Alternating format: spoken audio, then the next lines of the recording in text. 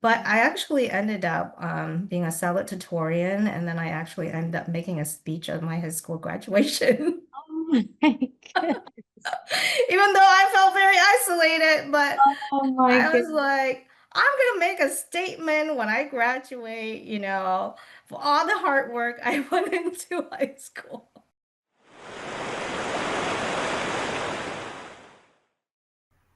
Episode 5: The Body Remembers. This episode is brought to you by GoldTree Co, where we believe wealth is more than numbers, it's confidence, freedom, and legacy. A few years ago, I started asking myself a different question. Instead of what if it goes wrong, I began asking, what if it works out? That shift led me to financial learning and finding a community of women investors who are quietly building wealth through real estate syndication, something I didn't even know was possible for everyday people like us. Within 2 years, I will earn over $350,000 in profit, more than my corporate salary, by learning how to make my money work for me. Now I help others do the same. Through the GoldTree Co Investor Circle, you'll learn how to access exclusive, vetted deals, create passive income, and invest in your future with purpose. If you're ready to start rewriting your money story and build real wealth with impact, drop wealth in the comments or visit goldtreeco.com to learn more. Because financial freedom isn't just for the few, it's for you. Hi, my name is Lily Pokam Singh. I'm a refugee from Laos, a mother, a biotech leader, and now podcast host and soon to be author. My life began with the crossing of the Mekong River, carrying silence that shaped much of who I became. For years, I tried to succeed in systems not built for me, carrying the weight of family sacrifice, cultural duty, and unspoken stories. This podcast, GoldTree Co, presents Rooted and Becoming, is my offering, a place to break the silence to honor the resilience we inherited, and to create a space where our stories can heal, inspire, and transform. The podcast is the entry point. It gives you stories and conversations that opens doors in your heart. Each episode over the next 12 months is like a mirror reflecting back the struggles and strengths that so many of us share. But I didn't want to stop at storytelling. That's why I created companion worksheets and tools. Pause this video and download your free copy of the companion worksheet now before we begin. After you listen, you can take those reflections deeper, writing exercises, prompts, and practices that help you connect the story to your own life. After each episode, I host a live community Q&A circle where we share more stories in a safe space. I'll post those details soon, so be sure to click subscribe for more details. The Rooted and Becoming podcast isn't just something you consume, it becomes something you practice. Month by month, you're not only listening to transformation, you're living it. And over time, these small acts, journaling, reflection, sharing with community, become stepping stones toward healing, self-worth, and a sense of belonging that is rooted and becoming resilient and lasting. Before we begin, I want to invite all of us, myself, my guests, and you listening, to take a moment to arrive fully in this space. If it feels comfortable, close your eyes or soften your gaze. Let's take a deep breath together, in through the nose and out through the mouth. Again, inhale, filling your lungs with presence, and exhale, releasing whatever you carried here that no longer serves you. One more time, inhaling with strength, exhaling heaviness. This is our space for healing and understanding, a space where silence is met with compassion, where truth is honored without judgment, and where every story matters. As we begin this conversation, May we carry the intention of listening deeply, speaking honestly, and remembering that even in the hardest truths, there is hope and possibility. Thank you for sharing this moment with us. Now let's begin. Hello, everyone. This is Lily from Rooted and Becoming Podcasts. Today, we are talking about the body remembers. Our bodies hold the stories we cannot always speak, even when the mind forgets or learns how to push forward, the body remembers. For so many of us who grew up in survival mode, especially as refugees, daughters of Diaspora, and women who learned early how to be strong, the body became the place where everything was stored. Fear, silence, duty, unspoken grief, expectations we didn't choose, but carried anyway. Today's conversation is about remembering and about healing. I'm deeply honored to welcome someone very dear to me, Miss T. Rick, Dr. T. Rick. T is a pharmacist by training, a refugee from Vietnam, a wife, a mother of two, and a daughter of Diaspora. But more than titles, she's a woman who has done the brave and intentional work of listening to her body and reclaiming her voice. Growing up in the US, T was shy. Not being able to speak English shaped how she moved through space, how she learned to observe more than speak, and how her body carried what could not yet be expressed. Over time, T found practices that created spaces to breathe, to feel, to be present in her body. Through that process, she grew into her own voice, not by force, not by perfection, but by learning to listen inwardly, by honoring what her body had been holding and allowing herself to grow from that place. Today, she joins us as someone whose journey reflects so many of our own. Her presence reminds us that healing is not about fixing what's broken, but about remembering what has always been within us. This episode is an invitation to notice what your body has been carrying, to soften toward it, and to remember that just as the body remembers pain, it also remembers how to heal, how to return to us. Please help me give a warm welcome to Dr. T. Rick. Welcome, T. Hi, Lily. Thanks for having me. Oh, yes, absolutely. First off, Happy New Year to you. You too. Happy New Year. Thank you so much for joining us on episode 5, The Body Remembers. Before we get into the topic, though, I just want to get you excited about the new year and wanted to ask, what are you looking forward to? What excites you about 2026?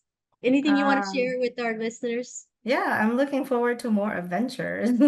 Every year I try to engage in, new things. So this year, I'm actually going to have a tamales making event this weekend. I've never made tamales before, so I'm going to learn how to make it. Love So it. among other things, I have in store. Yeah. We'll be traveling to multiple places. I want to take the kids to Niagara Falls. They've never been there. We're gonna go back to Japan and Korea, and who knows what else comes up. Yes. Oh, I love it. It's going to be amazing experiences. I can't wait to hear about it or possibly partake in the experiences myself. I love it. Yeah, we hope you can join us. That would be amazing. Amazing. Well, thank you for sharing that. It's going to be an amazing year and in store for you and for all of us. I'm looking forward to 2026 for sure, and I appreciate you being on the podcast and to dive into the topic about the body remembers to help the listeners just understand and with some context. Can you share about how you and your family ended up in the US? Yeah, so we ended up here because my father had esophageal cancer and he needed treatment. So my aunt uncle who reside in the US sponsored the family so that my dad can come over to US for treatment. This was back in 1983, so we've been here for over 40 years. But unfortunately, my dad's cancer was too advanced for him to be able to survive. So he did pass away 6 months after we arrived in the US. Goodness. I'm so sorry for that. And that must have been very traumatic. And I'm glad you guys did everything you could to try to get him the help that he needed. And Yeah, um, he fought really hard so that, we can make it to the US because he knew that our future would be a lot brighter if we ended up going to the US instead of staying in Vietnam. well, for those of you who are just listening and new to the podcast, I just want to share that T is like my sister from another mother. So I am so honored to have you in my life. You are such a blessing, and I'm very grateful that your father went through those motions of bringing you guys out here, knowing the opportunities, and now having you in my life. So thank you. I thank him You for as well, Lily. You're one of the kindest people that I've known. well, ditto.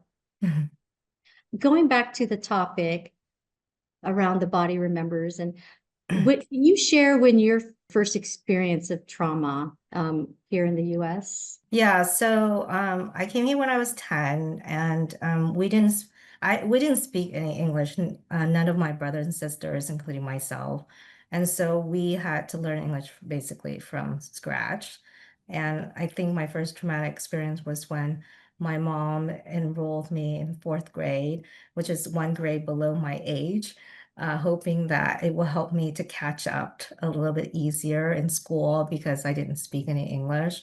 Mhm. But unfortunately, the principal of that school found out my real birthday and forced me basically to go up a grade level to fifth grade because that's where I belong. So he thought.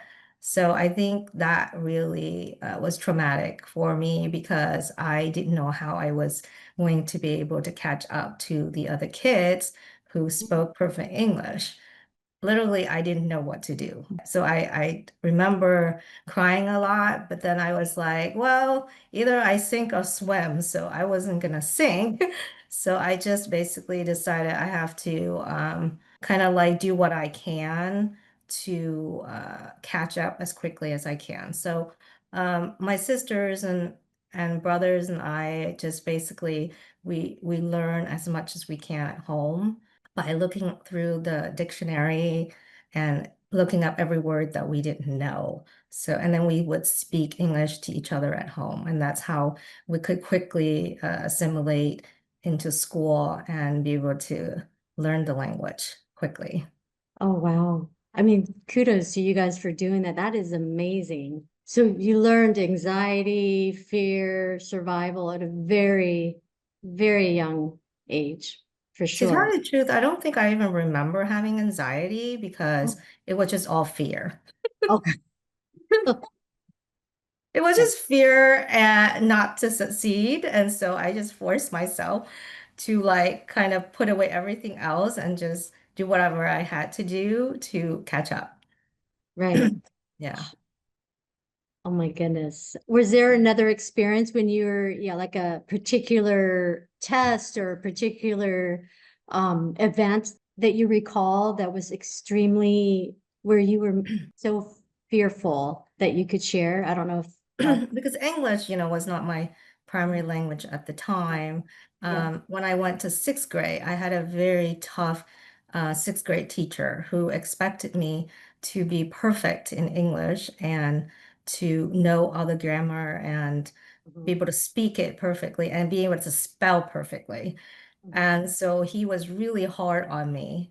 I remember having to like study twice as hard for that class because I didn't want to disappoint him. And so I ended up, like learning how to spell really well. And Yeah. I participated in like spelling bee, things like that, in junior high. So thanks to him, I ended up like being a very good speller.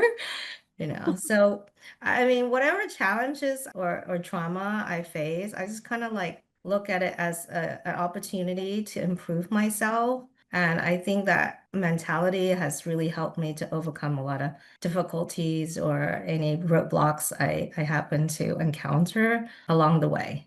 Oh, that's great. 'Cause not a lot of kids can do that. So kudos to you to have seen like the sort of the positive side of things. Mhm. And I can see how and why you are successful in life now. Just that attitude. Yeah, I actually I thrive on challenges.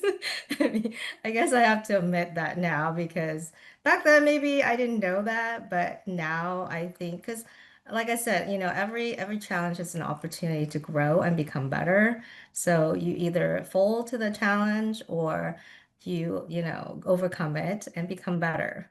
Well, that's thank you for sharing that. I wanted to ask you about like your trauma and how it shapes your childhood and how that evolved over the years in terms of your if you experience other types of trauma over the years. Could you elaborate on perhaps on that experience shaping your childhood, if it was always positive in terms of challenging you to step up and overcome, or did you have moments where you questioned yourself at times? Because I know sometimes it's always hard to be consistently so optimistic, but Yeah, I mean, growing up, obviously, we didn't have, a lot, and watching other kids, have things, you wonder like, is there something wrong that I don't have it, things like that.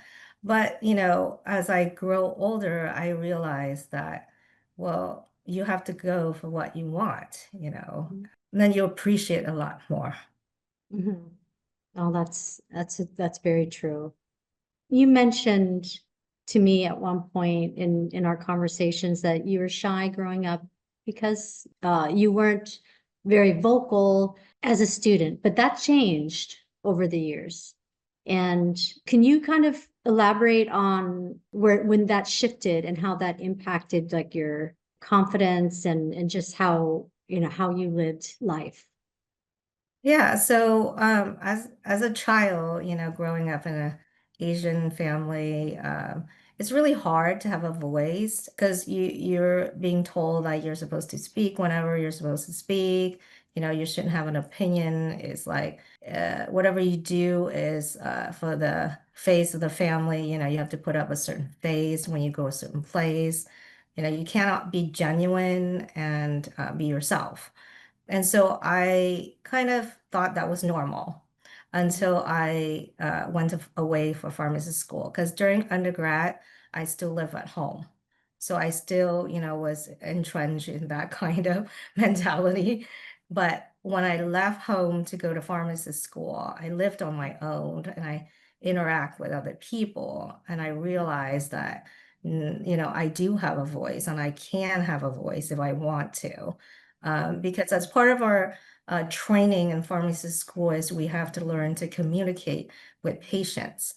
And so we learn certain techniques, we learn, certain ways to kind of like get people to open up to us.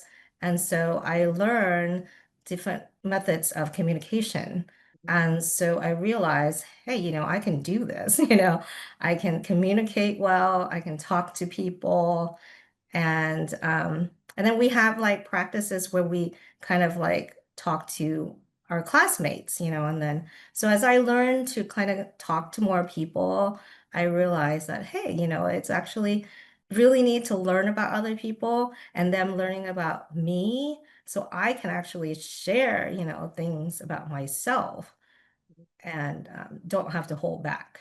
So since pharmacy school, I realized, I do have a voice. I do have the ability to communicate, and people do want to hear what I have to say. Because of that experience, now I feel like, I can open up a little bit about myself, and I have things to share. Yes, no, absolutely. I've met you in the second phase of your life, and so I can't imagine a version of T where you were not as communicative and not as assertive as you are That's quite, true. yeah. Now, you talked a little bit about growing up and having sort of the cultural identity. And was there a time when that was conflicting in your life? How did that impact you just emotionally and impact your body in terms of trauma? Well, I think I just feel like I have to kind of take the good and the bad with it, you know. Mhm, I think culturally there are a lot of good things that I gain as an Asian person. I mhm, have good work ethics. Are respectful to people. mhm, I'm kind, so mhm, those are the good things. So I utilize the good things to kind of improve myself. But I learned to adapt to the Western culture to be able to communicate because I think that's how you succeed is how well you can communicate. yes. And so that's why I work towards that. It will help me to succeed in life and also to kind of believe in yourself and do things for yourself. Give yourself vacation, things that are outlets, things like that that helps you to cope with stress better instead of always internalize things. Like in the Yeah. Asian culture, you have to internalize. You have to keep internalize things because you should not show that you're sad. You should not show that you have anxiety. You should not show that you're stressed. You have to put on this face. Mhm, And I think that's very detrimental to your mental health. And mhm, so I don't believe in, doing that, but that's, the part of the Asian culture that I don't appreciate. And so I try to kind of get away from that because I want to be able to be happy. I don't want to internalize all the stress. I want to let it out, So there are things that I do as my ways to distress, and then cope with my stress. And I think it helps me to be a lot more productive and a better performer at my work, mhm. because I don't have that much stress to Right. uh, to deal with. Yeah. Oh, that's fantastic. As I mentioned, we've known each other for decades, and I have always admired your approach and the fact that you practiced self-love, that's what I would call Right. it. Hmm. And can you share, like, what are some of the ways that you explored, techniques, coping mechanisms, just to share what you had explored, the various practices, and then maybe talk also about what also worked for you and what you enjoy now. But I would love to get an idea of just the various techniques that you explored, because I think it's helpful for our listeners to hear how they might explore these sort of practices for themselves as well. Sure. So one of the things that I really protect is my inner peace. Mm, I do whatever I can to kind of preserve that. So whenever I feel like I'm really stressed, then I kind of distract myself. One of the things I do is I go to sound bath, just sound healing, and it helps kind of like remove me from, the presence, basically. It just kind of takes me away into this, meditative state, so to speak, so that in that moment I can just kind of like relieve all the stress. Basically, I don't think of anything, but mm, and just like relax. It just gives me true relaxation. And then for knowledge, if I get into a situation where I don't know how to cope with it or how to resolve it, I would resort to books. So there are books on everything that you can think of, mhm, and I like to read a lot about self-help books. And then I read about human behavior. So I can like kind of explain why certain people behave a certain way so that I can learn how to like interact with them better. So those are primarily the two ways that I use to cope with stress. And then the third one is, of course, vacations.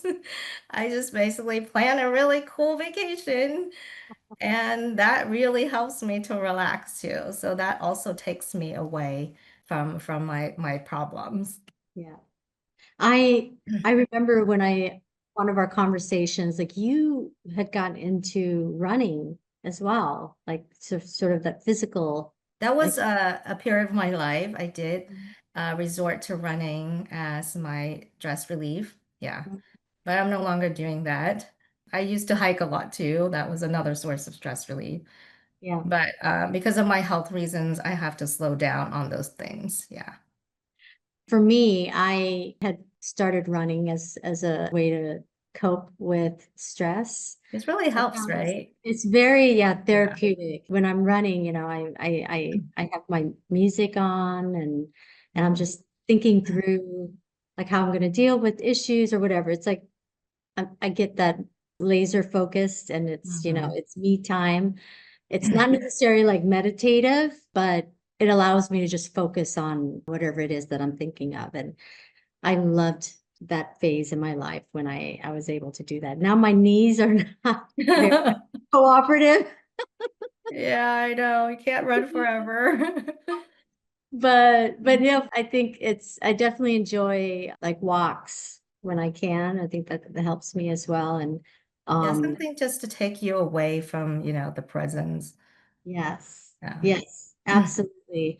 Although when you mentioned sound bath, you had turned me on to sound baths, and Good. I've had great experiences through you with that. So thank you for You're introducing me welcome. to that.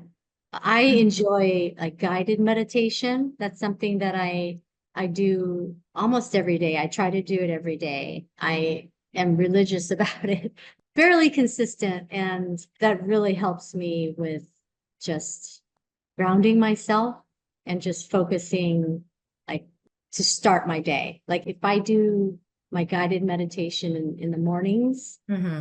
right when I wake up, I try to do it right when I wake up. I don't even sometimes I'll get out of the bed, sometimes I'll just I'll just listen to I have it's on repeat. I used to explore like different sources for Hmm. guided meditation, but now I have like a go-to that I can listen to like every day. And that gives me like peace of mind. I think what you said earlier, like the the Inner the peace. probably yeah, the inner peace is that's gold. That's pure Mhm. gold. If we can achieve that, I mean, the rest is Right, exactly. That is your source of happiness, yes, is your absolutely, inner peace. absolutely. This episode is around the body remembers.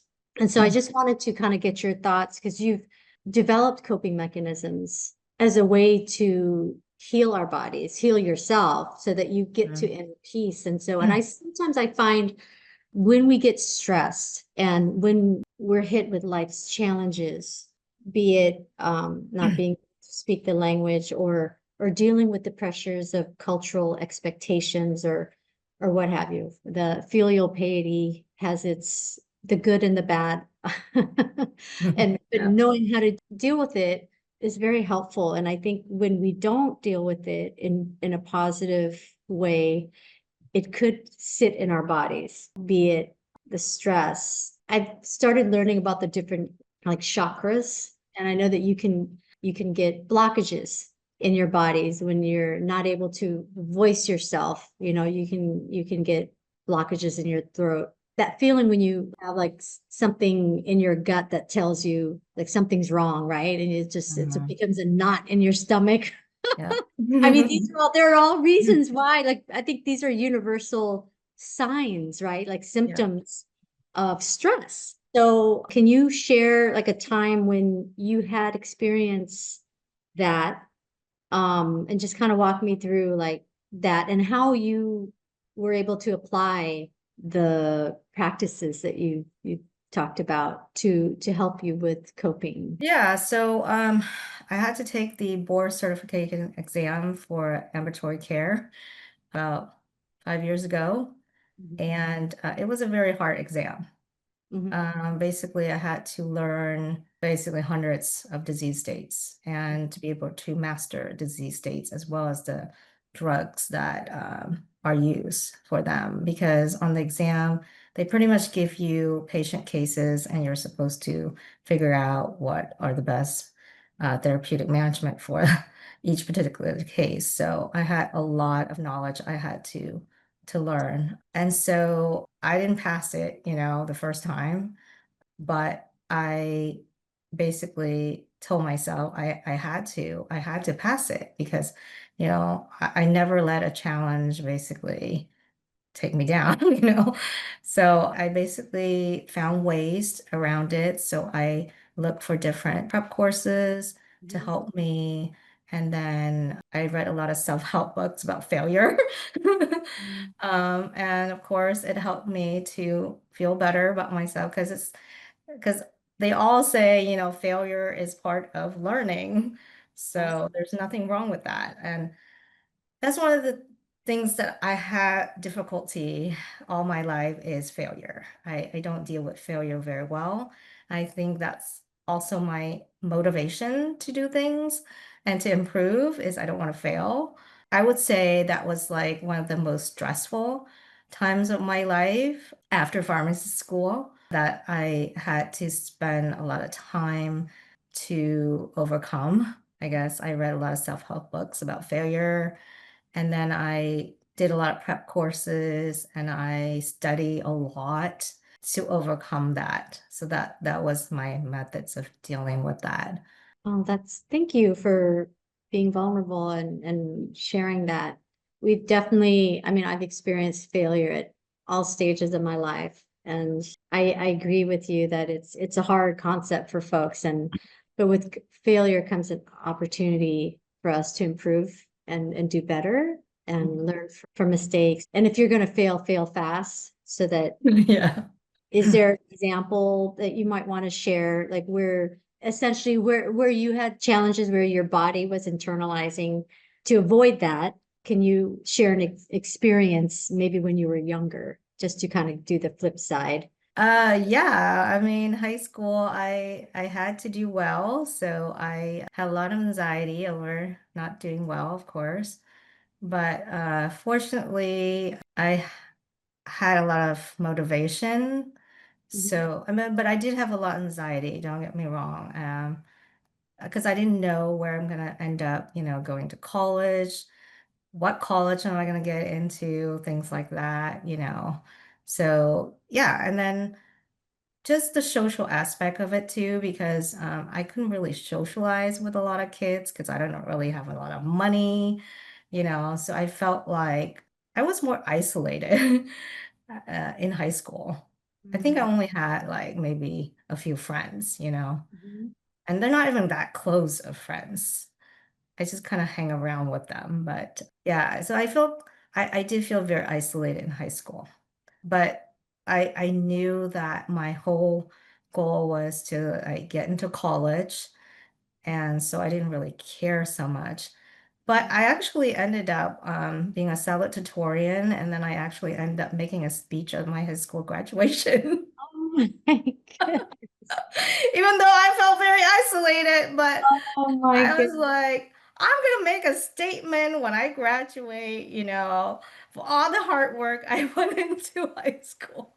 Love it. Do you recall that your message, the statement?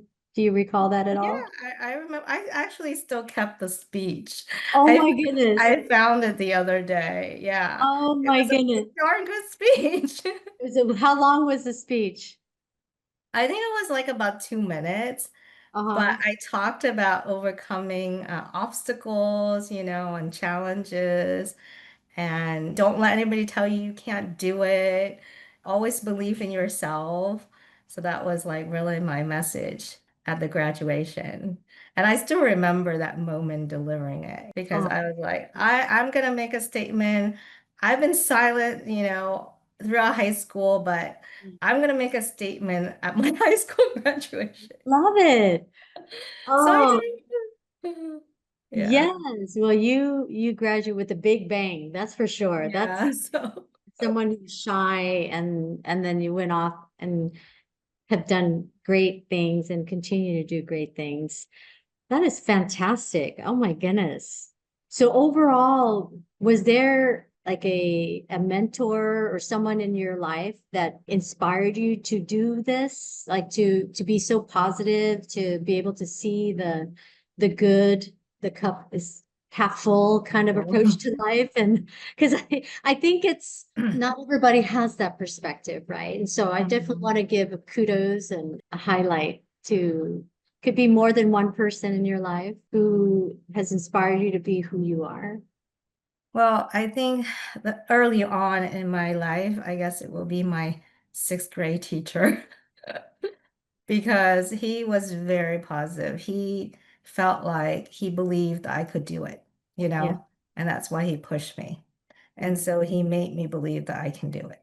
Mhm. So I think he really helped me to kind of like overcome challenges. It's like, hey, here's a challenge. You need to figure out how to overcome it. You can't just let it take over and intimidate you. You just have to like go for it. I think he really made me believe it. And so I think the early on, I think he was my role model. He was like my mentor. In college, Mhm. I think it would be my uncle. Yeah. Yeah, who's the professor at UCSD. Because I would go and talk to him constantly when I was at UCSD, Mhm. um, because he was very positive, he was encouraging, so I would go talk to him constantly, like every week. Just to kind of like get an idea, like, am I on the right path? Am I doing the right thing? Things like that. So he always was very positive, and he, again, like my sixth grade teacher, felt like, no, you can do this. Because I was like, I don't know, I'm not sure about my abilities at that time. But he said, no, you can do this. You just put, all the work into it. And if you need anything, I'm gonna help you, but yeah, you can go for this. You can go for pharmacy school. Mhm. So he would be like my mentor when I was in college.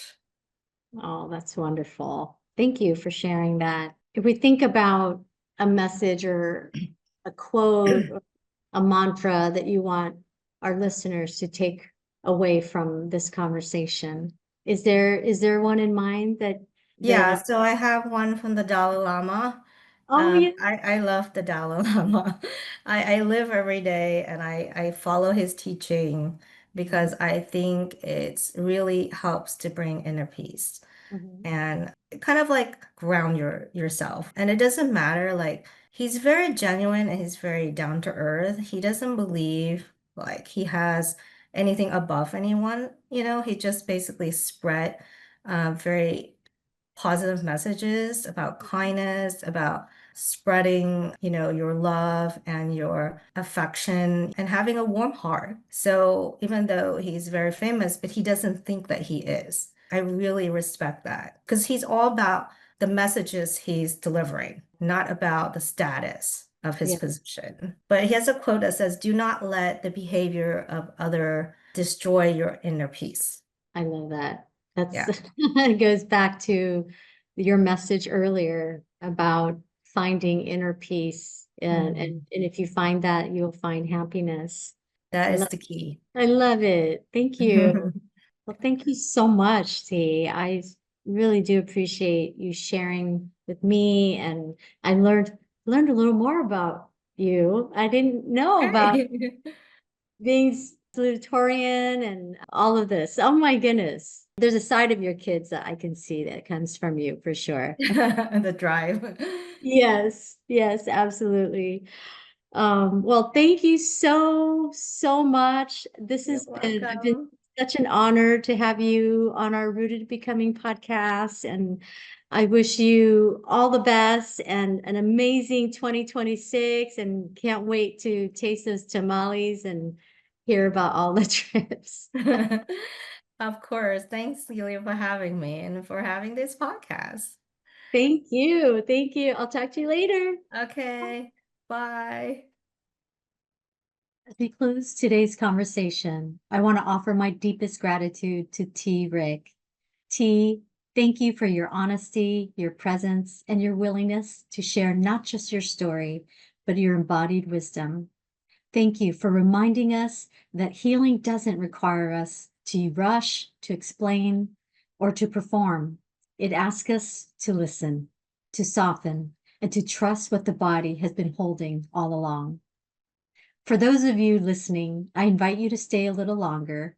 After this message, you'll hear a very special recording, T's 2-minute salutatorian speech from the high school graduation class of 1991, delivered at Claremont High School here in San Diego.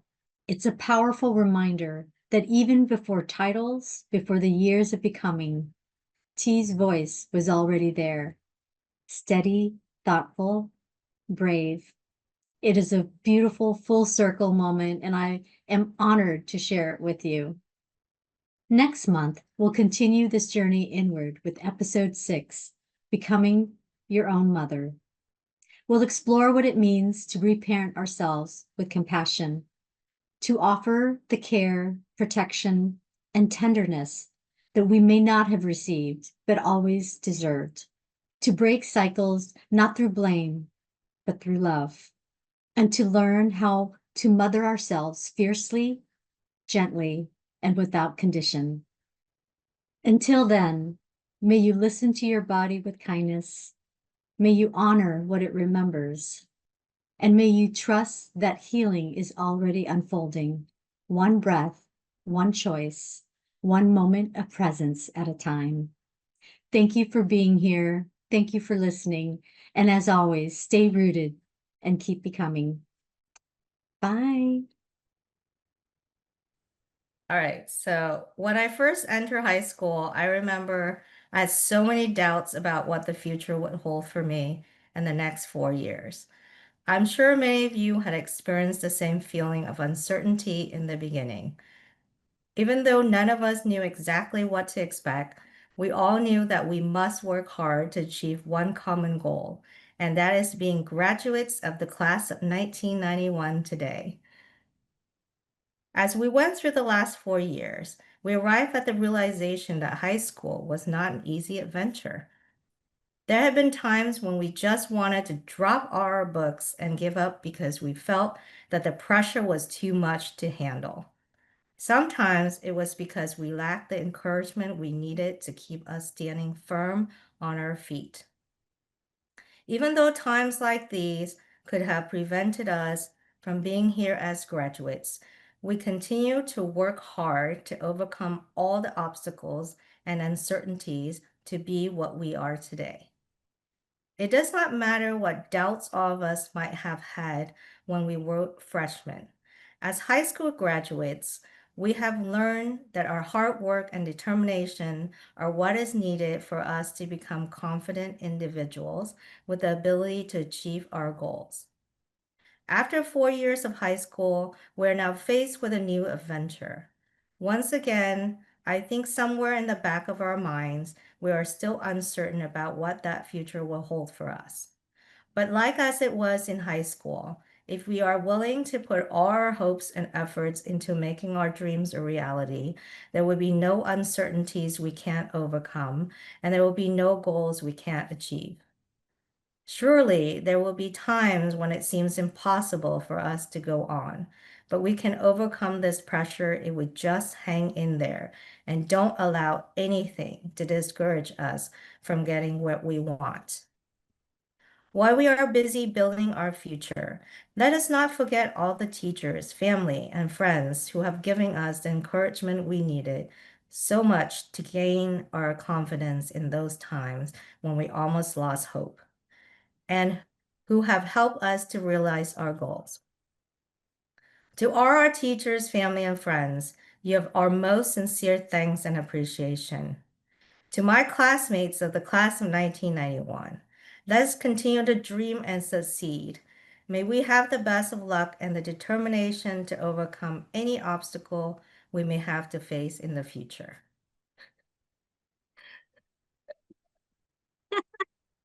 That was my speech.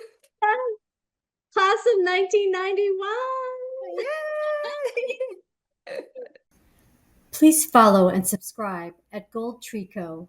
Stay rooted and becoming, and worthy beyond measure. Thank you for staying until the end of the episode. At GoldTree Co, we believe anyone can start building wealth with intention. With as little as $500, you can step into real estate angel investing, gaining access to vetted opportunities normally reserved for big players. This is about more than returns. It's about creating stability today, freedom tomorrow, and a legacy that lasts for generations. Your money works for you while you focus on what matters most. Ready to grow with us? Visit goldtreeco.com and book your complimentary meeting with me now. And let's plant seeds of wealth together.